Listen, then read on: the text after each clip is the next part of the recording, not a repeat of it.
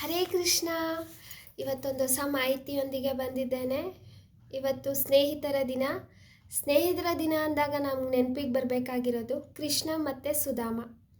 ಶ್ರೀಕೃಷ್ಣ ಮತ್ತು ಸುಧಾಮ ಸ್ನೇಹವು ಜಗತ್ತಿನ ಅತ್ಯುನ್ನತ ಮತ್ತು ಪವಿತ್ರವಾದ ಸ್ನೇಹಕ್ಕೆ ಅತ್ಯುತ್ತಮ ಉದಾಹರಣೆಯಾಗಿದೆ. ಜಾತಿ, ಅಂತಸ್ತು ಮತ್ತು ಬಡತನ, ಶ್ರೀಮಂತಿಕೆಗಳ ಭೇದವಿಲ್ಲದೆ ಈ ದಿವ್ಯ ಬಾಂಧವ್ಯ.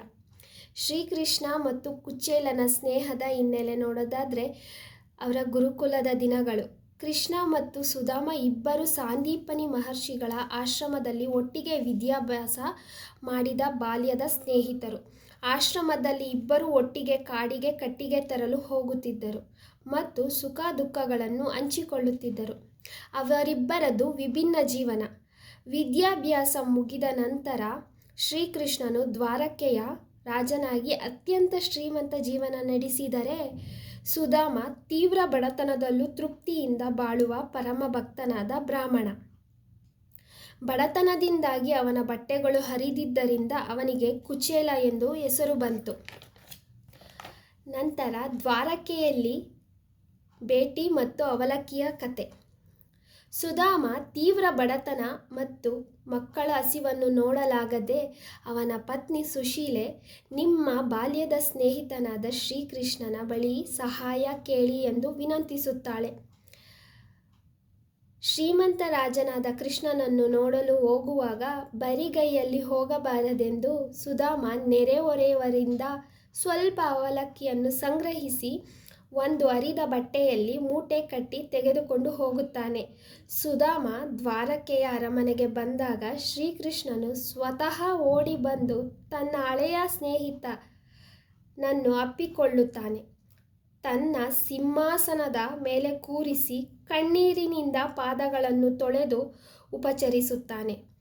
ಅವಲಕ್ಕಿ ಸವಿದ ಕೃಷ್ಣ ಸುಧಾಮ ಮುಜುಗರದಿಂದ ಅವಲಕ್ಕಿಯ ಮೂಟೆಯನ್ನು ಬಚ್ಚಿಡಲು ಯತ್ನಿಸಿದಾಗ ಕೃಷ್ಣನೇ ಅದನ್ನು ಕಸಿದುಕೊಂಡು ಅತ್ಯಂತ ಪ್ರೀತಿಯಿಂದ ತಿನ್ನುತ್ತಾನೆ.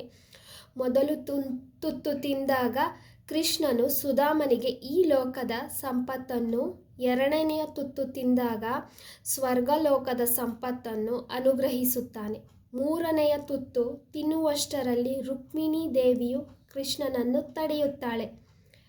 ಸುಧಾಮ ಕೃಷ್ಣನ ಸತ್ಕಾರದಿಂದ ಮಂತ್ರಮುಗ್ಧನಾಗಿ ತಾನು ಬಂದ ಕೆಲಸವನ್ನು, ಅಂದರೆ ಸಹಾಯವನ್ನು ಕೇಳದೆ ಮರೆತು ಕೃಷ್ಣನ ಮೇಲಿನ ಭಕ್ತಿಯಿಂದ ಹಾಗೆ ತನ್ನ ಮನೆಗೆ ಮರಳುತ್ತಾನೆ.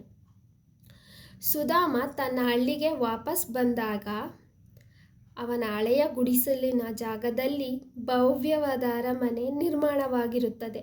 ಅವನ ಪತ್ನಿ, ಮಕ್ಕಳು ರಾಜವೈಭೋಗದಿಂದ ಇರುತ್ತಾರೆ. ಅಂದರೆ ಈ ಸ್ನೇಹ ಸಾರುವ ಸಂದೇಶ ಏನಂದರೆ, ನಿಜವಾದ ಪ್ರೀತಿಗೆ, ಸ್ನೇಹಕ್ಕೆ ಹಣ, ಅಂತಸ್ತು ಅಥವಾ ಅಧಿಕಾರ ಮುಖ್ಯ ಅಲ್ಲ. ಕೇವಲ ನಿಷ್ಕಲ್ಮಶವಾದ ಪ್ರೀತಿ ಮತ್ತು ಭಕ್ತಿ ಮಾತ್ರ ಮುಖ್ಯ ಎಂಬುದು ಈ ಕಥೆಯ ಸಂದೇಶ ಆಗಿರುತ್ತೆ. ಹರೇ ಕೃಷ್ಣ. ಎಲ್ರಿಗೂ ಇಷ್ಟ ಆದರೆ ಲೈಕ್ ಮಾಡಿ, ಶೇರ್ ಮಾಡಿ, ಸಬ್ಸ್ಕ್ರೈಬ್ ಮಾಡ್ಕೊಳ್ಳಿ.